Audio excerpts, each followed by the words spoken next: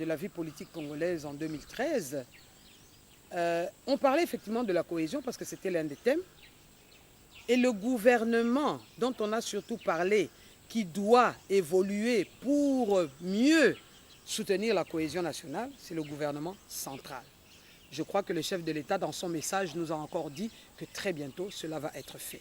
En ce qui concerne les provinces, oui, les leçons tirées des concertations nationales sont également des leçons pour nous. Parce que nous ne pouvons pas avoir une cohésion nationale sans avoir des cohésions provinciales. Ce n'est pas possible. Donc il faut que le pays soit bien tenu déjà à la base. C'est tout à fait normal. Mais en ce qui concerne la province du Bas-Congo, je crois que vous avez vu que la constitution de ce gouvernement a répondu à certains critères pour permettre la cohésion provinciale. Dans le Bas-Congo, nous parlons des Makuku Matatu. Donc on a vu d'abord les 3 districts. Dans le Bas-Congo, nous parlons des 10 territoires. Les 10 territoires sont représentés dans le gouvernement que nous avons. En République démocratique du Congo, nous avons, et ça c'est également un bonheur pour nous les femmes, en 2013, nous avons eu la loi sur la mise en œuvre de la parité. Et dans la province du Bas-Congo, nous étions avant-gardistes et nous avions déjà 30% de femmes dans le gouvernement. Donc les conditions théoriques qui sont mises dans les textes pour soutenir la cohésion provinciale sont remplies. Et aujourd'hui maintenant, il faut que chaque ministre sache qu'en dehors des secteurs qu'il dirige, il est là aussi pour faire participer à la direction de la province tout son territoire. C'est un devoir il faut qu'ils aillent leur donner l'information sur ce qui se passe. Et tous les ministres, lorsqu'ils vont par exemple en mission, en dehors de la mission pour laquelle ils se déplacent, ils donnent également des informations pour que tout le monde sache comment la province est dirigée.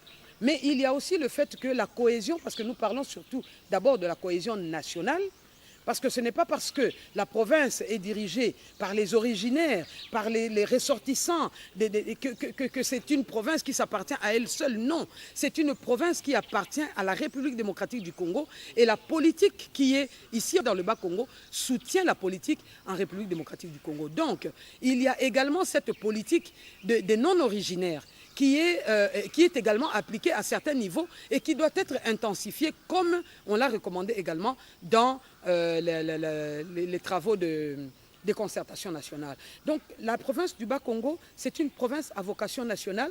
Vous savez, lorsque nous parlons par exemple du port du Bas-Congo, vous n'allez pas dire que c'est notre port du Bas-Congo. C'est notre port de la République démocratique du Congo. C'est pourquoi nous nous battons ensemble pour avoir le port en eau profonde. Parce que c'est un défi national. Donc notre province participe à la création de la cohésion nationale, à la consolidation de la cohésion nationale, en devenant d'abord elle-même un élément solide, c'est-à-dire à l'intérieur consolider sa propre cohésion et ensuite étendre des bras sur d'autres provinces pour effectivement devenir charnière pour la cohésion nationale. Peut-on avoir votre mot de la fin ? Le mot de la fin, c'est vrai que j'aurais voulu beaucoup plus parler parce qu'il y avait beaucoup à dire. Il y a beaucoup de choses qui ont été faites en 2013. Il y en a beaucoup qui devaient être faites. Et nous voulons que 2014 soit effectivement une année qui va transformer l'image de la province du Bas-Congo. En 2013, nous sommes arrivés. Jacques Mbadou est arrivé comme gouverneur de province. Il a pris en main la situation. Il a constaté les défaillances, il a constaté les manquements, il a constaté ce qu'il fallait agrandir. Il a dû faire face comment dirais-je, à de l'opposition vraiment structurée dans la province pour déranger le travail.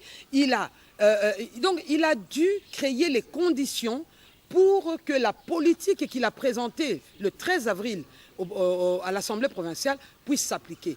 Peu a été fait en 2013, beaucoup va être fait parce qu'aujourd'hui, nous avons En ce qui concerne les questions des finances, nous avons les éléments nécessaires pour pouvoir consommer les crédits d'investissement, pour pouvoir envoyer dans les territoires, dans les secteurs, les moyens nécessaires pour qu'il puisse y avoir des écoles, des hôpitaux construits partout. Vous savez par exemple qu'il y aura 2 écoles dans chaque secteur et des centres de santé qui seront construits dans chaque secteur. Nous le disons et nous sommes sûrs que nous allons le faire. C'est pourquoi je dis que 2014 sera meilleur que 2013. 2014 sera l'année de la, comment dirais-je, de la concrétisation. Ça sera la concrétisation de la politique de Jacques Mbadou dans la province du Bakongo. Mesdames, Messieurs, Madame Chantal Malamba était face à la presse. Chantal Malamba, directeur de cabinet adjoint du gouverneur de province et porte-parole du gouverneur. Madame, nous vous remercions. Nous sommes restés à notre soif, mais les occasions prochaines nous seront données et nous allons continuer cette livraison. Merci beaucoup au nom de toute cette grande équipe, au nom de Guy Roger et Miampala de la radio Capi, au nom de Toms Massivi, Sarah Télévision, Hippolyte Ngouilou de la RTNC, BRKBA de Red Télévision et Chambouille pour le compte de Salon Oval. Nous vous remercions d'avoir répondu à ces quelques préoccupations. Je vous remercie aussi et je souhaite à chacun une bonne année. Merci à vous.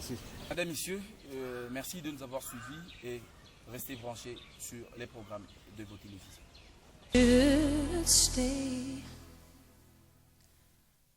I would only be in your way,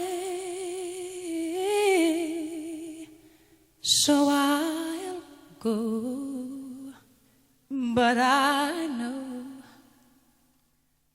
I'll think of you every step of the way.